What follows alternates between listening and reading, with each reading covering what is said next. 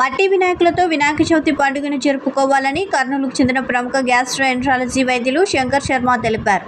నగరంలోని బండిమెట్టలో మట్టి వినాయకులను doctor Shankar Sharma colony వాసులకు పంపిణీ చేశారు.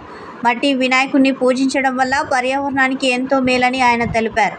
రసాయనాలతో తయారు చేసిన వినాయకులను నిమజ్జనం చేస్తే నీళ్లు కలుషితం అవుతాయని అన్నారు. ప్రజలందరూ మట్టి విగ్రహాలను ఏర్పాటు చేసుకోవాలని ఆయన కోరారు. స్థానిక బండిమట్ట వీధి దగ్గర ఈ మట్టి వినాయకుల పంపిణీ కార్యక్రమం ప్రజలకు చేయడం జరిగింది.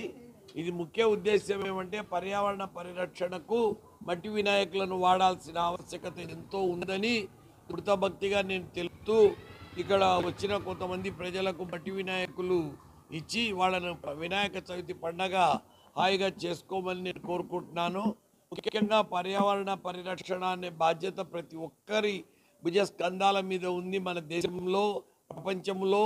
ఎందుకంటే పర్యావరణాన్ని దెబ్బతీయడం వలన ప్రళయాలు, ప్రకృతి విలయ తాండవం చేస్తున్నది. ప్రకృతి వరదలు, తుఫాన్లు మరియు భూకంపాలు ఇంకా ఒకటి కాదు. భూమి వేడెక్కిపోయి క్లైమేట్ చేంజెస్ రావడము, ఇంకా క్షామం ఏర్పడము, ఒక్కోసారి వాతావరణంలో విపరీతమైన మార్పులు సంభవిస్తున్నాయి. కేవలం మట్టి వినాయకులనే పూజించే రోజు ఏ రోజు వస్తుందో అని చెప్పి మేము తగతగలాడుతూ వెయిట్ చేస్తున్నాము.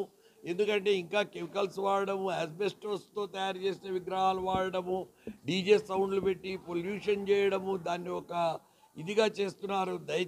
దయచేసి మట్టి వినాయకులు వాడి ప్రజలు వాళ్ళను వాళ్ళు భవిష్యత్తులో ప్రకృతిని కాపాడుకోవాలని నేను కోరుకుంటున్నాను.